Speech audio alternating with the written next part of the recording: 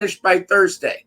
Overall, I'm pretty pleased with how you guys did. Your passing rate is 85%, but there are still 71 tests that are out there that need to be completed. So make sure, this is for the part 1. Make sure that you guys are finishing that up today, please. Okay? If you need a retake, please email me. If you didn't do so well, I'll be contacting you today, I promise you, and arranging for a retake. You know that you have to do a review session to do the retake, okay? You do get 2 attempts on the writing. So I hope you all, most of you did, I hope you all took the 1 attempt and then waited for me to come back, give you some feedback on your writing, the answers, to make sure that you guys are on track. Most of you are. Just to tell you where we're at, I graded last night really late to make sure that everybody that submitted over the weekend had their grades in. 73 of you have an A right now. That's out of 225 in this class. 41 of you have a B. 16 of you have a C. 24 of you right now have either an F or a 0. So that's anything below a 16 or 70. And then 71 of you still need to do the test, the part 1. So is there anybody that had a question about this assessment right now or needs a little bit of help later on? Let me know. Please let me know in the chat if you have a question right now before we go any further. Otherwise, we'll go further on and start going over our material for today. Anybody have any questions or concerns or anything they needed to bring up before we move on? Just let me know with a thumbs up, thumbs down, or yes or a no. Anything like that would be fine. Just so I know you're out there.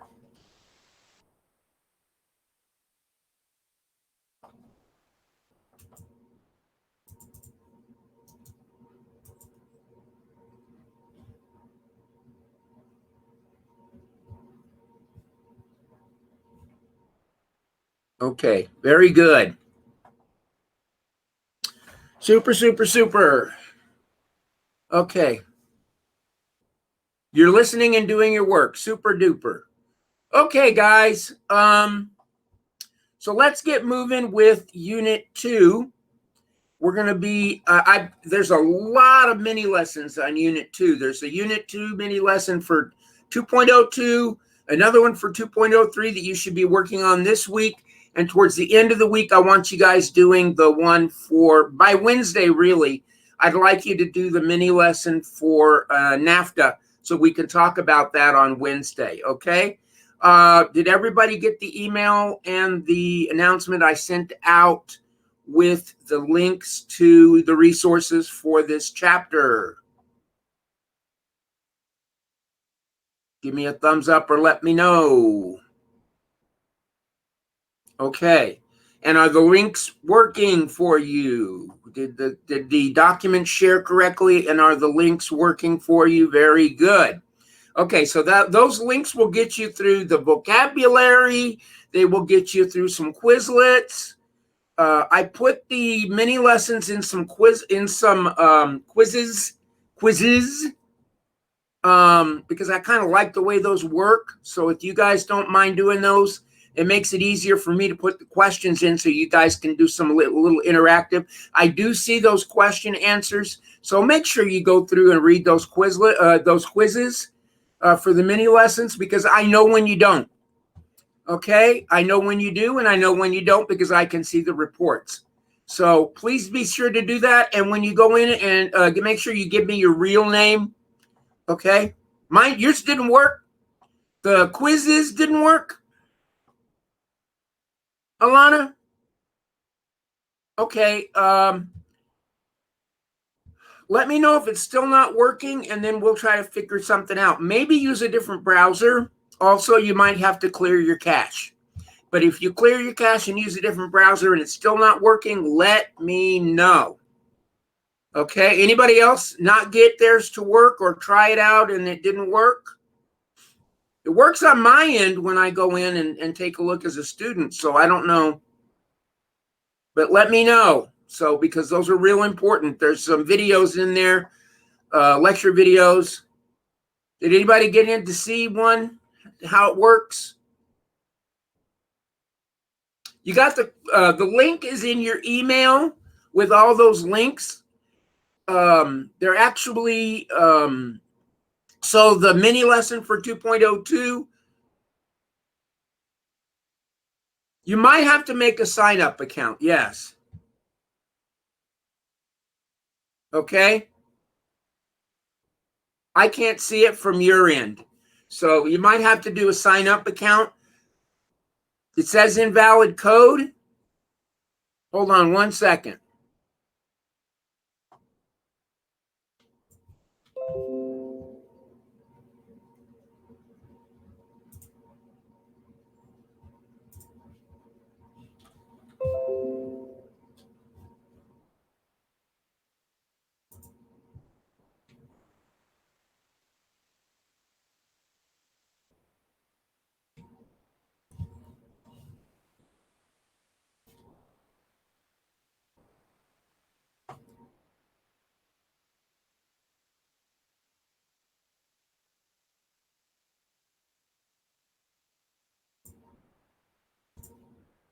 I'll go back and take a look at those before we finish today. Okay, guys?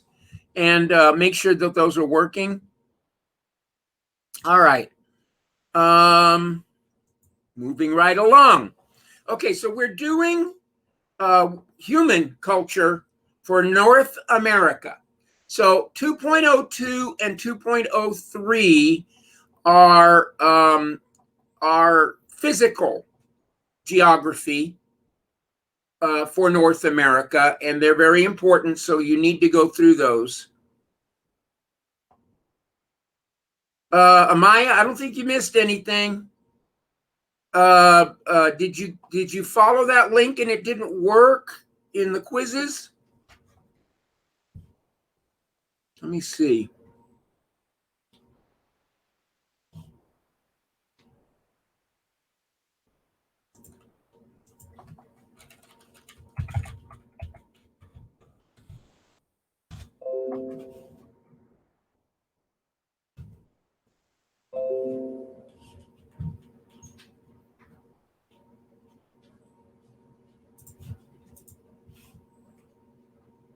Yeah, there is a hurricane coming, Raina.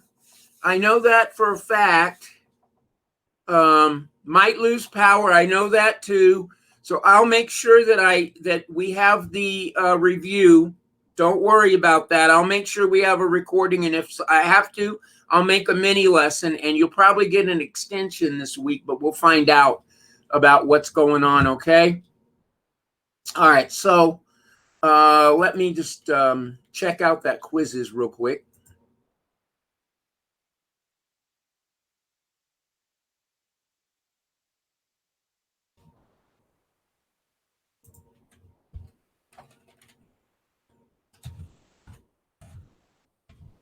Bear with me for just a moment, guys. I'm going to get that URL with you for you, and we're going to check it out, make sure it's working.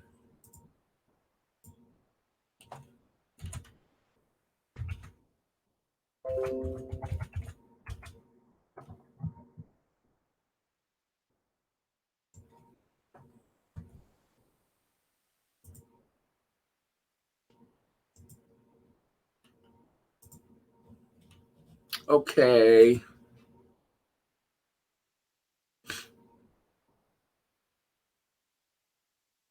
So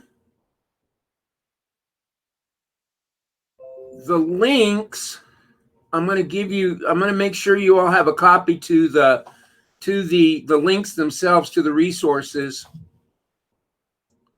I hope everything goes well as well. You guys stay safe. Okay, these are all the links. And then let me give you that mini lesson for 2.02. 2.02 and 2.03.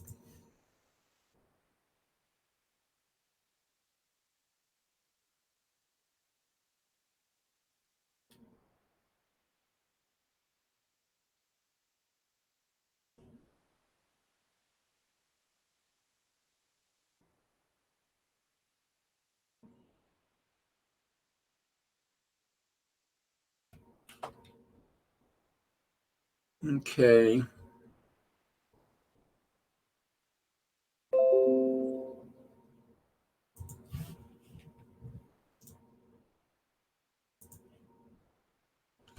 All right, so here's the link for 2.3, and I'll get you the one for 2.02, okay?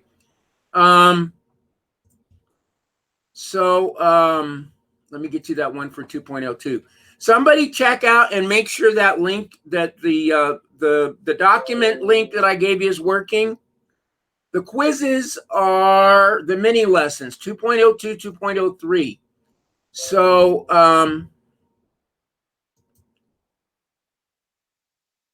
whoop.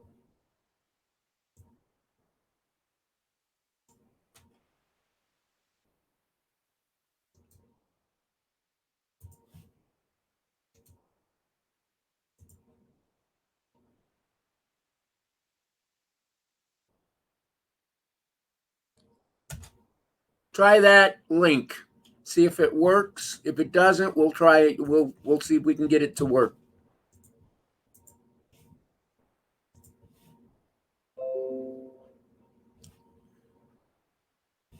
Okay, it says it's an invalid game code.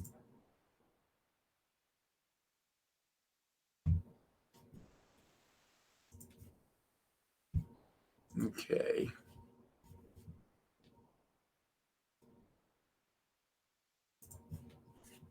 Well, let me get things started and then we'll go on, move from there. Okay, guys, I don't mean to waste your time.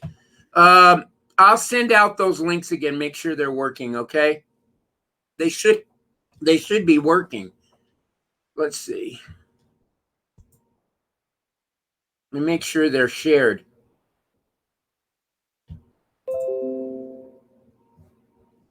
Yours worked?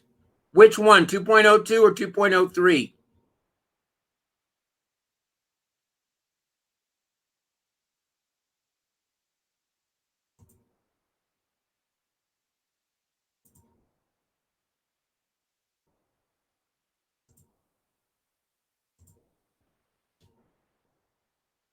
All right, let me give you the link for 2.02, just in case this isn't.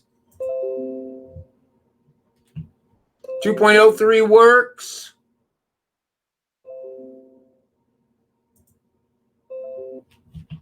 Try this one for 2.02. Try that for 2.02. See if that one works, 2.02, because I'll fix it.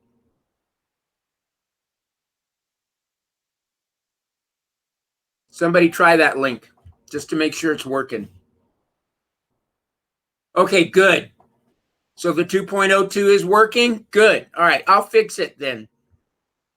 All right, guys. Moving right along.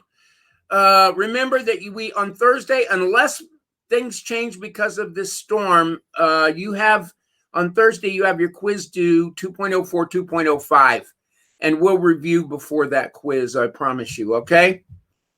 All right, so let's move on. Okay, so I'm going to turn on chat I'm going to turn on the chat box, or we can.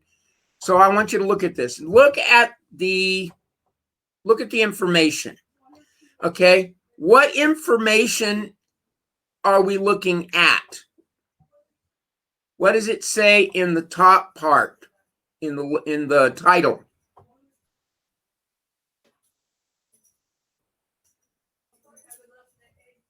Okay, so we're looking at immigration by decade. So that's every 10 years. And why is it every 10 years? How do we know that it's every 10 years? Because that's when we do our census every 10 years, okay? So we're looking at immigrants, people coming into the United States with an I. If it's with an E, it's people leaving the United States. So this is from what year to what year?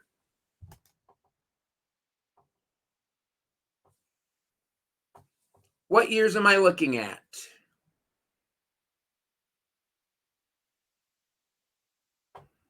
(1821 to 1981). So this is about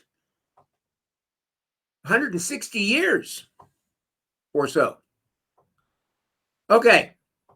So if you look there, can you tell me when the highest period of immigration was in history prior to 1981, but from 1821 to 1981?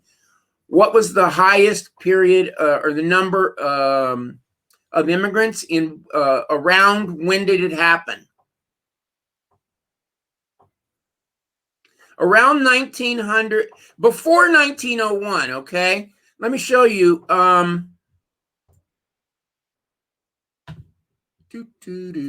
Okay, here's 1901. We're kind of approximating because there's 20 years difference. So this is this would be 1891. Okay, because you're going for 20-year periods between your blocks. So this is 1891. This is 1881, 1891, 1901. Did everybody see that? Okay. So what year was the highest number of immigrants? 1891. How many immigrants in 1891?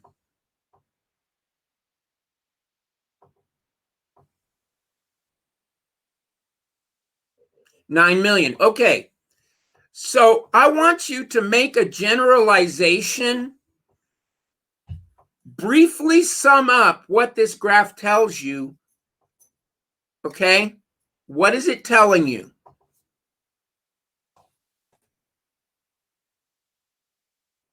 A general idea about the information in the graph. One sentence is probably as much as you need to give that generalization. You can say what needs to be said in about one sentence. If I were to give you this on an exam and ask you to tell me what this said, what would you tell me?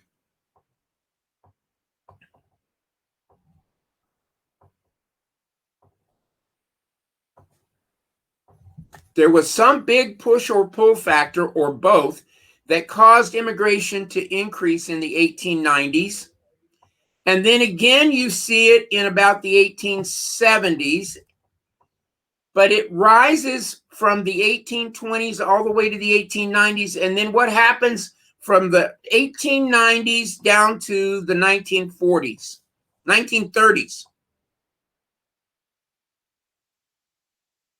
Why do you think it's decreasing? Why is it decreasing? Is it people didn't want to come to the United States from 1901 down to 1931? Could be war. It could also tell us another story about American history, too. It leveled out, but then it went up again. What happened between the 1890s and the 1931? Nope, not one type of government. Although war was in there, you had World War I happen in the middle of that, but that's not really the reason. Can anybody else think of a reason?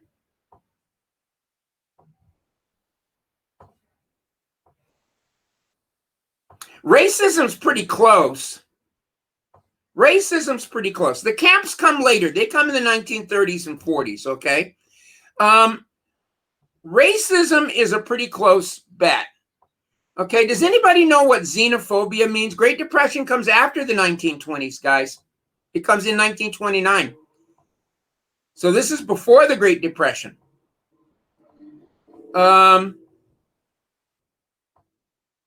So what do you think happened that caused it to drop so much from the 1890s down to the 1930s?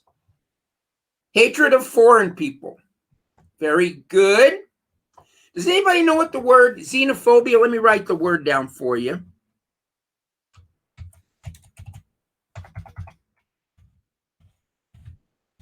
Anybody know what that word means?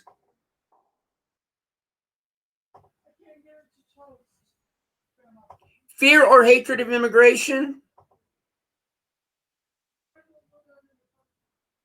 Afraid of people. Emily, very good. That's exactly what it means. It means fear of the foreign, fear of people that are different. So what are we talking about here? We are talking about fear of immigrants coming, especially from Mexico, fear of immigrants coming from parts of southern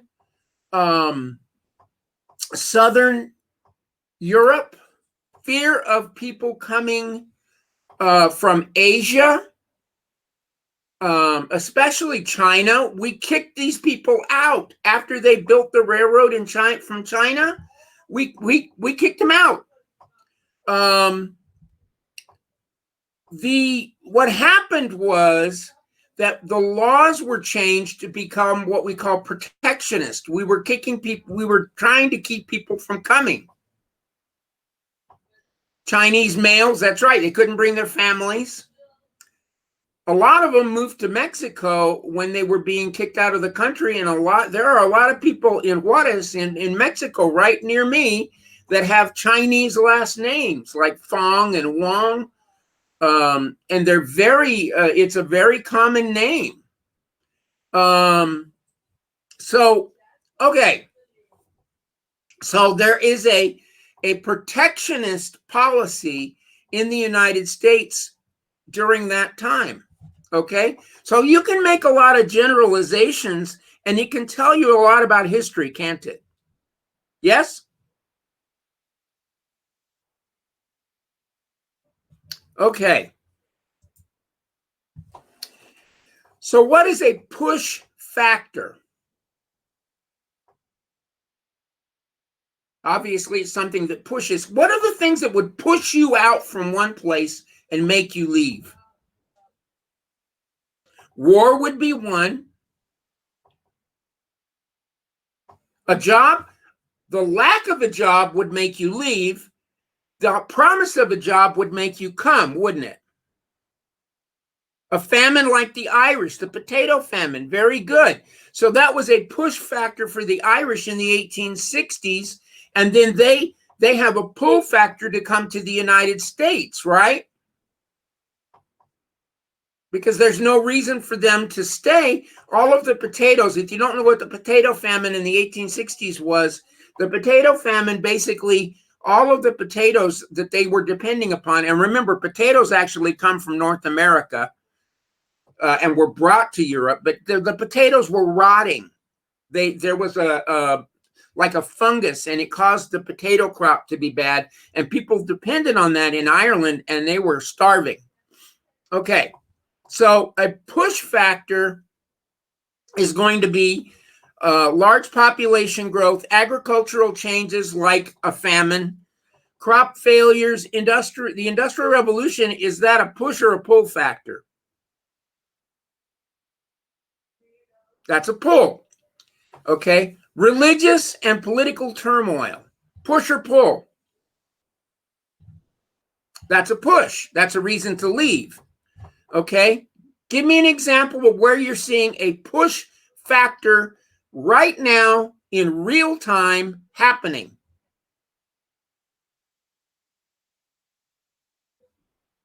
Very good. War in Afghanistan. We are going to have up to 20,000 Afghan refugees here in El Paso on Fort Bliss by December. COVID. Okay. COVID would be a push factor. It could be a push factor. Disease is often a push factor. The vaccine might be a pull factor, but in this case, I don't think it's either. But it is a factor to keep people out of the country. Okay. Like, for instance, and unemployment is a push factor, and the promise of jobs is what kind of factor? Okay. Now, do y'all know the difference between immigration and emigration? Because sometimes they sound alike. So,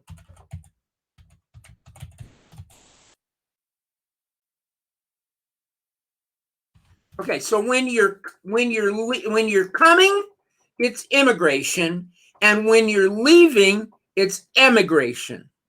Very good. So immigration is when you're coming in, and emigration is when you're going out. It's when you're leaving. Very, very good. Okay. So a pull factor: economic opportunity, abundant land, religious and political turmoil, crop failures, agricultural changes, population growth, overpopulation in an area. Is population growth a possible push factor along the United States and Mexico border? And I'm not talking about population growth in Mexico.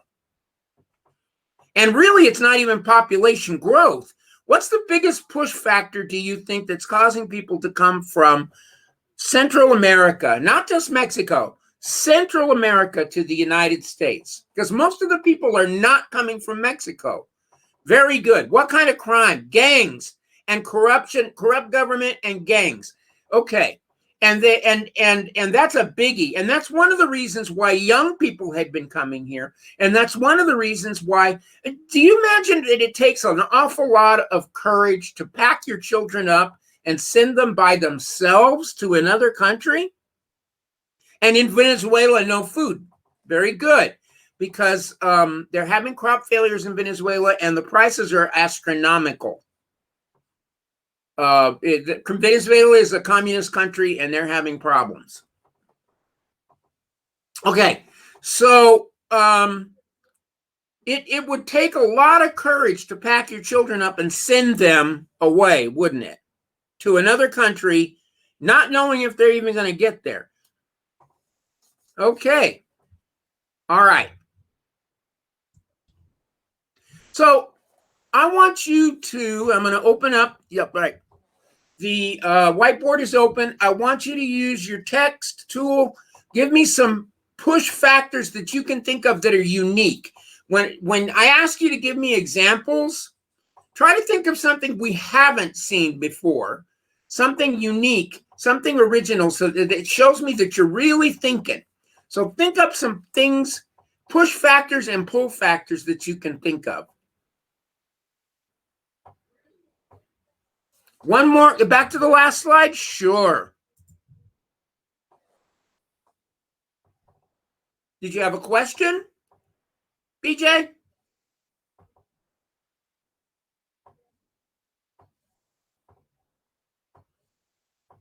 Nuclear war. Well, I mean, nuclear war, do you think it's a push or a pull factor? Or do you think that's just, I mean, if we really had a nuclear war, would that just be something that, I mean, you put your heads between your tails and pray?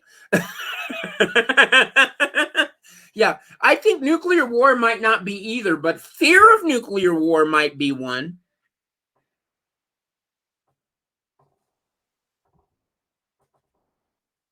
She came to get a car and she ended up staying. That's a funny story. Very good, Candace. Okay, can I go to the next slide, guys? All right, so if you could use your text tool, show me some push and pull factors, guys.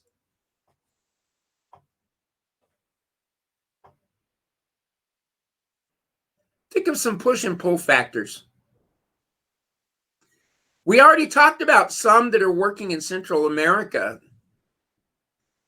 If the mafia is after you, yeah, that would be a reason to leave. Political climate, yes. Okay, higher paying jobs.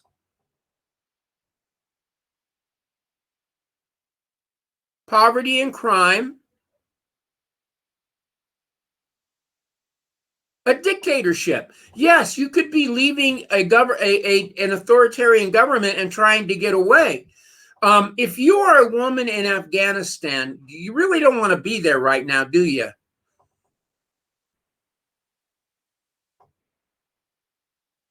I didn't know the mafia. Do you know Puerto Rico's in the United States? You're not really immigrating with Puerto Rico because it's in the United States.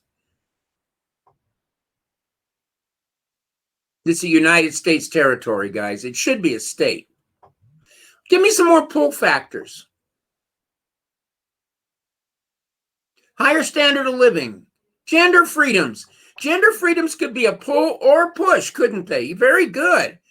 Lack of available resources.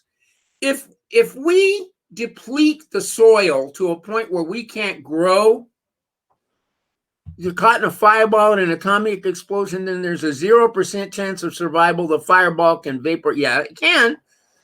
Okay. In Japan, when they dropped the bomb, literally all you saw was the shadows of the people that were standing there underneath where the bomb dropped. Okay. Religious reasons. Religious freedom would be a pull factor, and religious persecution would be a push factor, wouldn't it? Yes?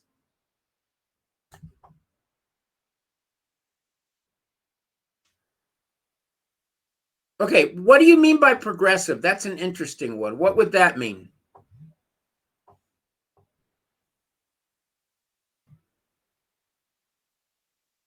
By progressive, what do you mean?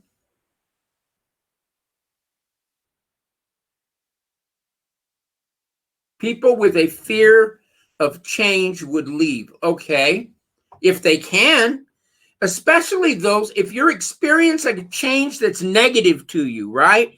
The thing that you've got to remember is your push factors are your negatives and your pull factors are your positives, right?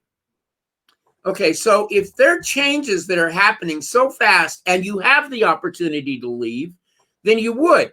But what if you can't get out? Like, is it going to be easy for somebody at Afghanistan right now to get out? They had one last plane that had 200 people on it that snuck out last week.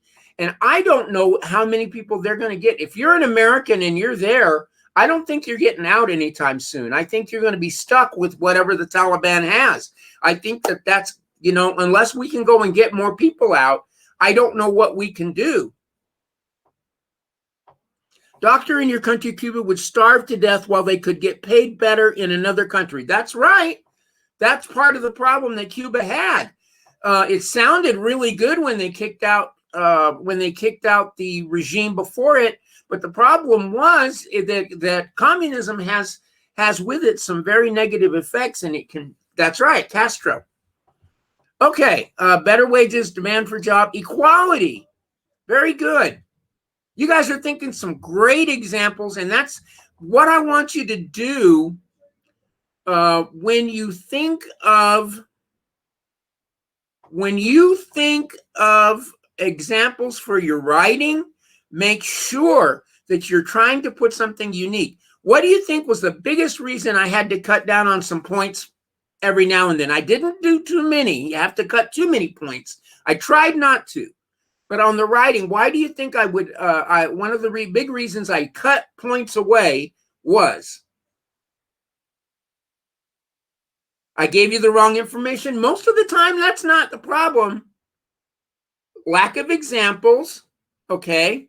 But what if you gave me examples, but they were the same one that the book had? Should I take that and give you full credit? Okay, so a lack of what kind of examples do you think really kind of was a pet peeve of mine? Unique examples, okay? Now, most of those questions had 3 parts to them. So make sure that you had all 3 parts and that you followed the instructions. What do you think the question was that you guys missed the most or had the most trouble with? And it wasn't the last one. What do you think the question was on that test that you had the most trouble with? Types of government. Why do you think the types of government was the one you had the most trouble with? Wasn't that you didn't know the types of government. I think you did. What was the biggest problem I had? Anybody? Did anybody get feedback on it? And you were like, oh, no, I didn't. Because I gave you guys feedback, and a lot of it was the same feedback over and over and over again. Okay, the examples are difficult, but you can think through them. What do you think one of the reasons that I had a big problem with that second question was? You had to write 2 paragraphs. The instructions were very clear about how many paragraphs, and guess what you guys didn't do? You gave me a sentence, or you gave me 2 or 3 words. I can't work with that. here's the thing. You give me something to work with, I will give you as many points as I possibly can. Don't give me anything to work with or put a question mark and just send it in there. What do I have to work with? How can I help you get your points? Right? Okay. I think you guys will be satisfied with a lot of the scores that came back. But the thing about it is I needed help giving you the points I wanted to give you, okay? I want to give you points. All right. So what's the term we're looking for? This is the term we've had it over and over and over again. Anybody can type it in. Type it in for me. You know this. When people migrate, they also bring with them their unique cultures, their ideas, their products, their customs, technology, innovation, and languages which influence other people. What is the term I am looking for? Right, cultural diffusion. So, as an example, are we going to see an influence of Afghan culture in the United States over the next few years? Does anybody live near Houston? After the Vietnam War, there were a lot of new immigrants. Where do you think the immigrants came from? Because a lot of these immigrants settled near Galveston, from Houston and Galveston. Very good. Excellent, Mackenzie. Vietnam. Okay. So in Houston, do you have more Vietnamese restaurants than other places do? Because what did they carry? They take with them. I love Vietnamese restaurants too. There's a Pho Tre Bien up the street from me that's very, very, very, very good. Anytime it says pho in front of it, it means it's Vietnamese. But you know, the Vietnamese, they spoke French. So it's really cool. It's a combination of French and Asian food. It's a fusion of culture. Now, so that's a good example of cultural diffusion, guys, right? So think about that. I didn't have anybody tell me anything about Vietnamese culture, even though you probably are surrounded by it. But I had a lot of people tell me about Christmas pickles, which I had never heard of.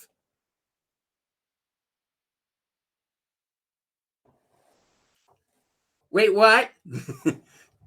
How many of you gave me an example of a Christmas pickle? And they were all the same examples, guys. I don't know where you got the Christmas pickle from, but I think it was from Google. Where did the Christmas pickle come from, anybody? Come on, you can tell me. I know it comes from Germany, but I got about a dozen people with the same passage, and it said, as an example, the Christmas pickle. And I didn't even know what a Christmas pickle was. I had to look it up. I had to ask my fellow teachers. And one of them told me they made a Christmas pickle when they were 7 because they lived near New Braunfels, and New Braunfels is in that German part of the state. A Christmas pickle. Okay. Anybody live near San Antonio, New Braunfels, where they have all the, like Fredericksburg, where they have a lot of the German? Yeah. On the package when you buy an ornament. Okay, very good. So I got a lot of Christmas pickles, and I was like, what's going on? But it was the same passage over and over and over again. So what do you think that told me? You probably did what to find the answer? Googled it. Yeah. You think I can tell when you Google? Yeah, I can tell when I'm grading 250 papers and I get maybe 25 or 30 people with the same passage over and over and over again, I think I know where it comes from. The system does pick it up, and I can pick it up too. So be careful, okay, guys? I was very generous when we graded. I was very generous. Okay. Now let's look at a major historical example of cultural diffusion that impacted North America. And what we're talking about is the Colombian Exchange. What is what, Deidre? Is it? Are we talking about the Christmas pickle still, or are we talking about what is it? What are we talking about?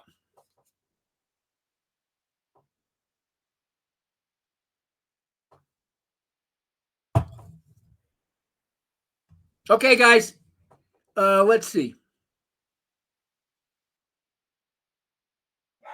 Okay. So, Colombian Exchange. We'll stop here, and I'm going to expect you guys to pick up on the notes from here, okay? The Colombian Exchange is the movement of goods from North America back to Europe and Europe back to North America. So a good example is squash, pumpkins, peppers, potatoes, sweet potatoes, tobacco, pineapples, cocoa, bananas, vanilla, corn, tomatoes, and potatoes. A lot of the things that the Europeans were depending upon by the 1860s came there as a part of the Colombian Exchange and weren't known prior to then. Then from Europe came livestock, cattle, sheep, pigs, and horses. Horses were not on the North American continent. They came from Asia, and they came from Arabia, then to Europe, and then over to North America. Peaches, pears, coffee beans. Coffee comes to North America from Europe and Asia. Okay, olives and onions. Okay, grapes, bananas. Bananas are going to come from near India. Sugarcane comes from near India, but guess where it grows really well? And diseases, all kinds of diseases, right? And what do you think happened to the Native Americans when the Europeans came over and they brought them they brought all this stuff with them in new religion. They brought a new religion with them too, Christianity, and tried to make them abide by Christianity, Catholicism. So the Europeans brought contagions. The Europeans had already been immune to this stuff, smallpox being a good example, and they bring it with them to North America, and they wipe out a lot of the Native American populations, right? They got sick because they weren't used to it. Okay, so that's a really good example of cultural diffusion and how it worked with North America. The best example is Colombian Exchange. Okay, guys, I think I'm running out of time here. So, questions? Actually, I think I've got 5 more minutes, right? Aztecs had irrigation and running water, so they didn't have those diseases, but still they were weakened, guys. They were still weakened by those diseases, and smallpox did impact them, not to the extent that it impacted others, but the Aztecs were still impacted. Okay, guys, I'm going to let you guys go. Any questions before we leave? If you need anything, email me, please. Okay? You guys have a great day. I'll see you on Wednesday.